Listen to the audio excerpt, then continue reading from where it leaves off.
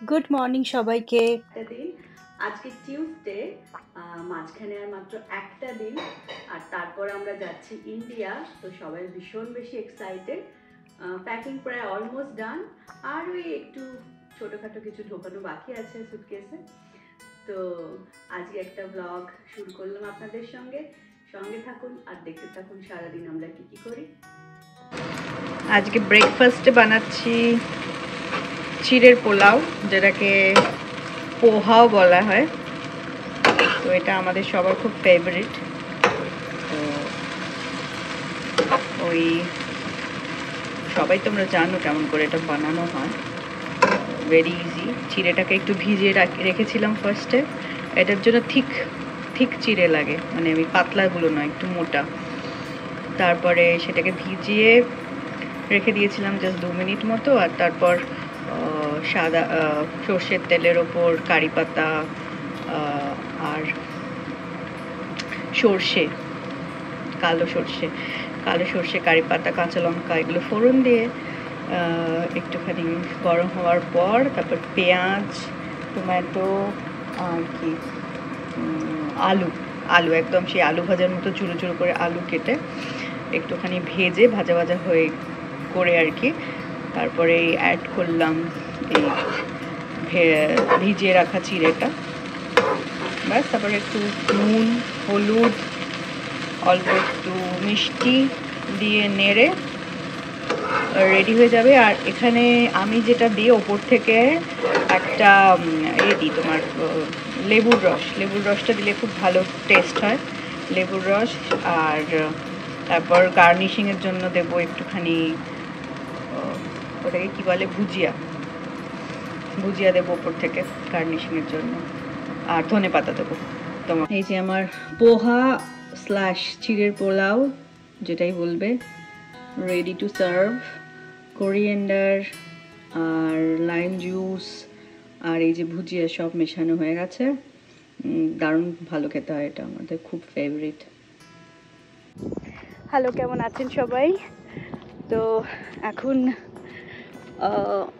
7টা বাজে, কিন্তু দেখে মনে হবে না সন্ধে 7টা। আমরা বেরিয়েছি একটু ইভিনিং ওয়াক করতে।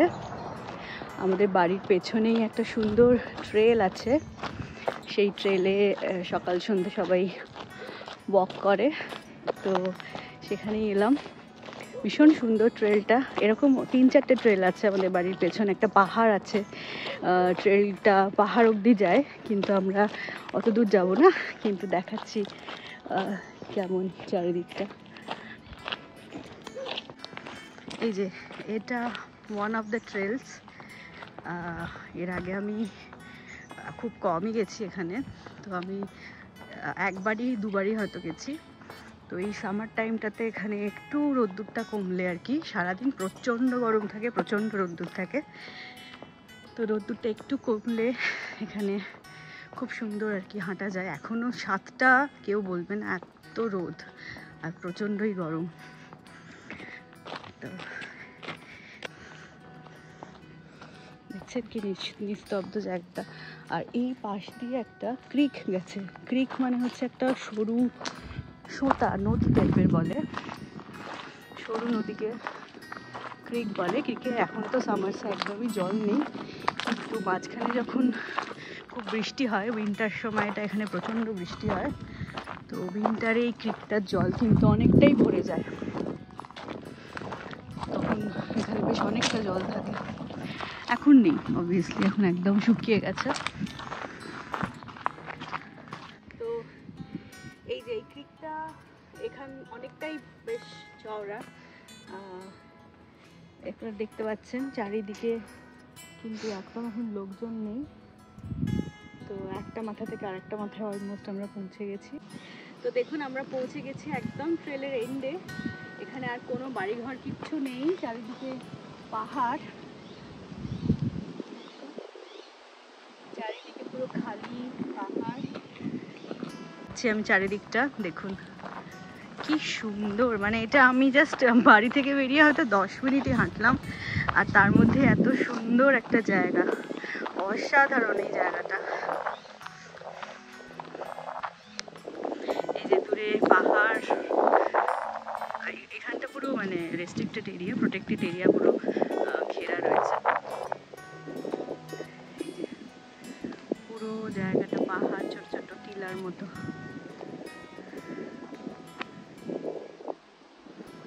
এটা বেসিক্যালি আমাদের নেবারহুডই। এই লাস্ট বাড়িটা এখানে রয়েছে, তারপরে আর কোনো এদিকে বাড়ি নেই, চারিদিকে খালি। উপরে যাওয়া যায়, এই উপরে যাওয়া যায়। এটাই আমাদের বাড়ির পেছনের পাহাড়টা।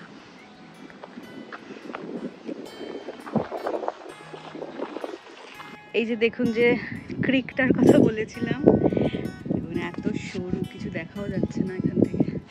আই থিঙ্ক বেটার কোনো ভিউ আছে, বাট এই এত সরু এটা। তবে উইন্টারে কিন্তু যখন বৃষ্টি পড়ে তখন কিন্তু বেশ অনেকটাই জল হয়ে যায়। আর একবার তো মনে আছে এখানে ক্যালিফোর্নিয়াতে একবার, আই থিঙ্ক লাস্ট ইয়ার বা তার আগের বছর, প্রচণ্ড বৃষ্টি হয়েছিল। তখন এইটা পুরো মানে একদম ফ্লাডেড হয়ে গেছিলো, পুরো একদম গ্রাউন্ড লেভেলের মতো আর কি জল চলে এসেছিলো। তো আমরা এখন এই আশপাশটাতেই হাঁটছি।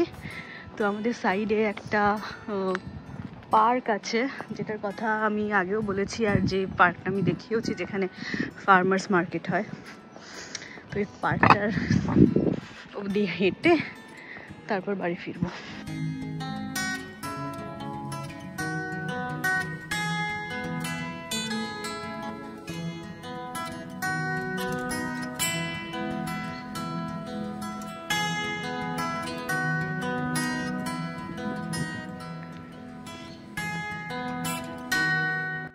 আজকের এই ছোট্ট ব্লগটা এখানেই শেষ করছি। ব্লগটা ভালো লেগে থাকলে চ্যানেলটা সাবস্ক্রাইব করতে ভুলবেন না, আর লাইক কমেন্ট শেয়ার করবেন অবশ্যই। আবার ফিরে আসছি আরও কিছু নতুন নতুন ভিডিও নিয়ে।